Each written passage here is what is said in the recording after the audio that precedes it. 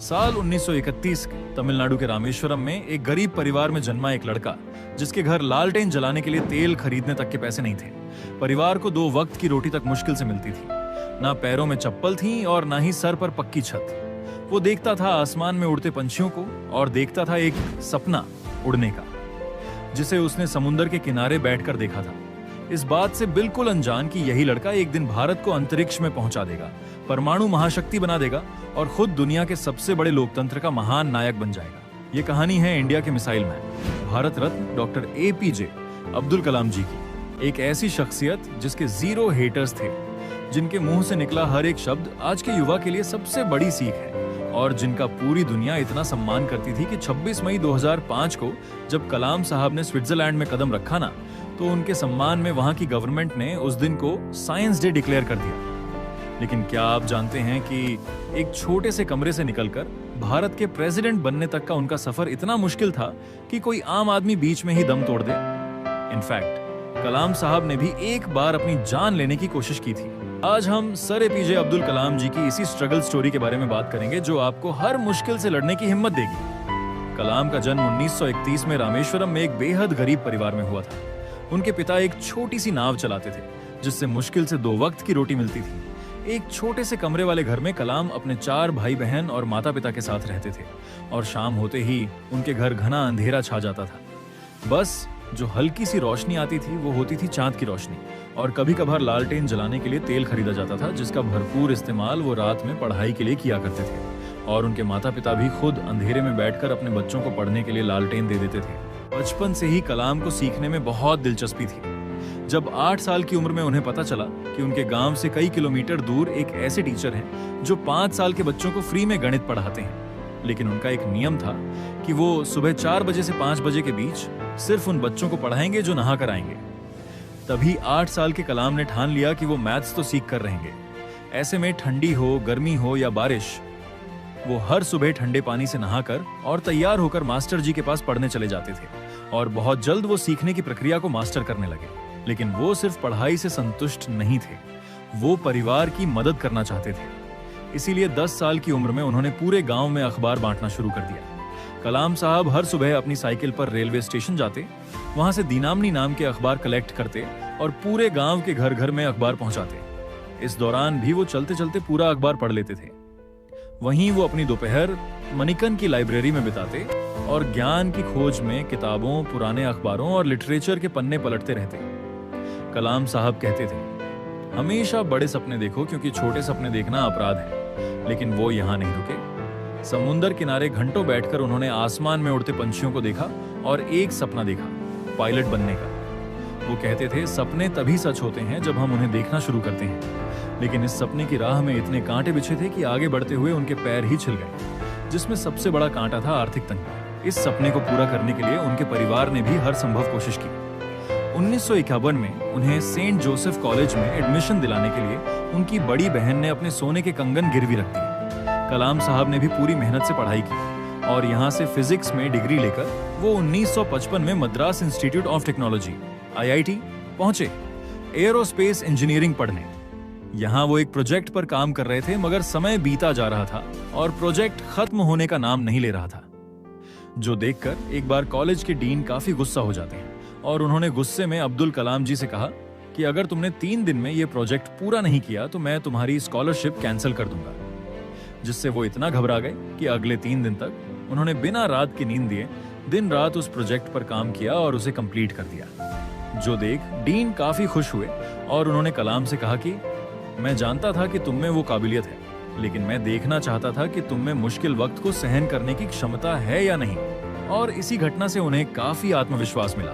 लेकिन वो कहते हैं ना, सब कुछ आसानी से मिल जाए तो कोई महान न बन पाए, और उन्हें महान बनाने के लिए ही कुदरत ने उनकी राह में एक और बड़ा ट्विस्ट लाया। जी हाँ, उन्होंने अपने सपनों को पूरा करने के लिए इंडियन एयरफोर्स के एग्जाम दे दिए और इंटरव्यू देने देहरादून चले गए। लेकिन बदकिस्मती से वायुसेना में सिर्फ 8 वैकेंसीज थीं और कलाम साहब को 9th रैंक मिला और वो अपने पायलट बनने के सपने को हकीकत बनाने में फेल हो गए। उस वक्त वो नौजवान अपनी आंखों के सामने हर उम्मीद को टूटते हुए देख रहा था। दुख, दर्द और पीड़ा इतनी थी कि उन्हें अपनी जान लेने तक के ख्याल आए। उस वक्त वो उत्तराखंड के ऋषिकेश में चले गए और एक दिन वो गंगा किनारे टहल रहे थे। उस वक्त उनके दिमाग में नदी में कूदने के ख्याल भी घूम रहे थे, मगर तभी उन पर स्वामी शिवानंदा की नजर पड़ी। उन्होंने कलाम के पास आकर उनके कंधे पर हाथ रखते हुए पूछा, बेटा क्या हुआ? सुनकर कलाम की आंखें भर आईं और उन्होंने स्वामी जी को पूरी बात बताई कि मेरी बहन ने मुझे पढ़ाने के लिए अपने गहने गिरवी रखे थे, लेकिन मैं फेल हो गया। अब मुझे कोई रास्ता नहीं दिख रहा कि मैं क्या करूं। तब स्वामी जी ने उन्हें कहा कि बेटा तू असफल नहीं हुआ है, ऊपर वाले ने तेरे लिए और कुछ बड़ा सोचा है, इसीलिए उदास मत हो। वापस जा और कुछ नया करने की कोशिश कर, क्योंकि जीवन में हर रोज सूरज निकलता है और नया सवेरा होता है। स्वामी जी की इस बात से अब्दुल कलाम सर को काफी हिम्मत मिली और उन्होंने वापस आकर defence research and development organisation DRDO join कर लिया। लेकिन यहाँ छोटे मोटे प्रोजेक्ट पर काम करके वो खुश नहीं थे। इसी बीच उनकी मुलाकात विक्रम साराभाई से हुई, जिन्होंने APJ अब्दुल कलाम की काबिलियत से खुश होकर उन्हें अपना स्टूडेंट बना लिया और Indian national committee of space research INCOSPAR में ट्रांसफर मिल गया, जहां उनका पहला मिशन था भारत के पहले रॉकेट की उड़ान भरना। लेकिन शुरुआती स्टेज में होने के कारण इनकोस्पर के पास ना तो कोई वर्कशॉप थी और ना ही कोई ऑफिस। हर चीज कठिन लग रही थी। इसे अंजाम देने के लिए उन्हें सबसे पहले एक जगह चाहिए थी। कलाम साहब और उनकी टीम ने हार नहीं मानी। उन्होंने केरला के थंबा गांव में एक चर्च को अपना वर्कशॉप बना लिया और वहां के फादर के घर को अपना ऑफिस। फिर सरकार से मिले थोड़े बहुत पैसों से उन्होंने बाकायदा पूरे रॉकेट को ही बना डाला। लेकिन यहाँ पर उनकी मुश्किलें खत्म नहीं हुई, क्योंकि रॉकेट को लॉन्च पैड तक ले जाने के लिए उनके पास कोई साधन नहीं था। तभी उन्होंने रॉकेट के पूरे पार्ट्स को डिसमेंटल किया और सभी टुकड़ों को बैलगाड़ी और साइकिल की मदद से लॉन्च पैड तक पहुंचाया। After months of hard work and experimentation, finally in मुश्किलों के बाद 21 नवंबर 1963 को यह रॉकेट लॉन्च करके भारत ने अंतरिक्ष में अपना पहला कदम रखा। लेकिन क्या आप जानते हैं कि एक मिसाइल मैन जिन्होंने इस देश को उसकी असली ताकत दिखाई, उनका नाम मिसाइल मैन एक सक्सेसफुल नहीं बल्कि एक फेल प्रोजेक्ट से पड़ा था। जी हाँ, तो हुआ यह था कि साल 1959 में डॉक्टर अब्दुल कलाम भारत के सबसे पहले सैटेलाइट लॉन्च प्रोजेक्ट SLV-3 के डायरेक्टर बने। मगर उस वक्त जनता को स्पेस में जाने की अहमियत पता ही नहीं थी, इसीलिए लोगों ने कई सवाल उठाए और उन्हें इस मिशन के लिए काफी कम बजट मिला। लेकिन फिर भी सर APJ अब्दुल कलाम इस मिशन के लिए इतने ज्यादा डेडिकेटेड थे कि उन्होंने अपने करियर में एक भी वीकेंड ऑफ नहीं लिया, कोई छुट्टी तक नहीं मनाई और खून पसीने से SLV-3 को तैयार किया। इसी बीच उनके पिता की मौत हो गई, लेकिन वो अपने लक्ष्य से भटके नहीं। उन्होंने इस प्रोजेक्ट को अपनी निजी जिंदगी से ऊपर रखते हुए पूरा किया। लेकिन जब अगस्त 1979 में उनकी 10 साल की मेहनत की असली परीक्षा हुई, यानी कि रॉकेट लॉन्च हुआ, तब यह सितारों को छूने के बजाय बंगाल की खाड़ी में जा गिरा।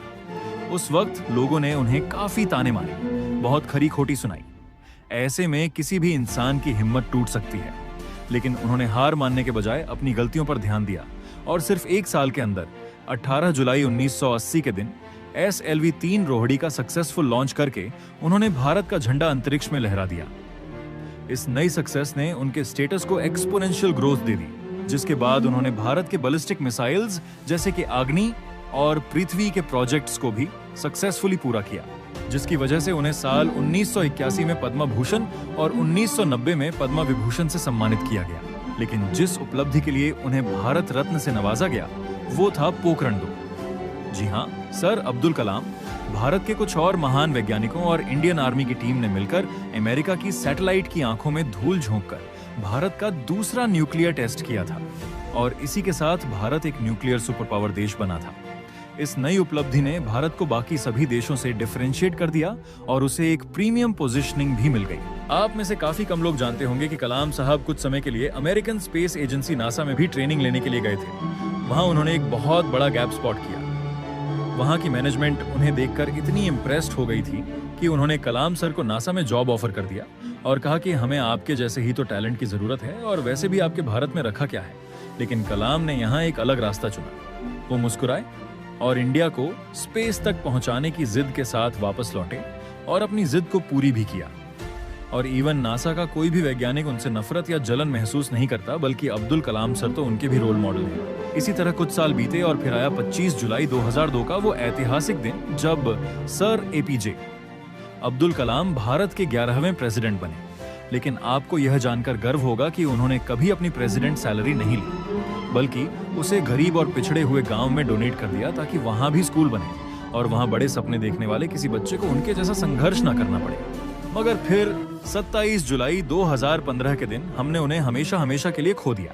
लेकिन सर एपीजे अब्दुल कलाम आज भी हमारी यादों में जिंदा हैं और उनकी बात करते ही आंखें खुशी के आंसुओं से भर आती हैं। इसीलिए आज मेरे लिए नहीं बल्कि उनके ट्रिब्यूट में हम इस वीडियो को जितना हो सके लाइक करिए और शेयर कीजिए और कमेंट बॉक्स में कलाम साहब की तारीफ में 2 शब्द जरूर लिखिए। कुछ नहीं तो मिसाइल मैन की जय हो यह लिखिए। हम उम्मीद करते हैं कि संघर्ष से भरी इस कहानी से आपको काफी हिम्मत मिली हो। अगर आप भविष्य में ऐसे ही स्ट्रगल स्टोरी चाहूंगा। वो कहते थे सपने वो नहीं होते जो आप नींद में देखते हैं, बल्कि सपने वो होते हैं जो आपको सोने नहीं देते। जब आपका सिग्नेचर ऑटोग्राफ में बदल जाए तब समझ लेना कि आप कामयाब हो चुके हो और इंतजार करने वालों को सिर्फ उतना ही मिलता है जितना कोशिश करने वाले छोड़ के जाते हैं।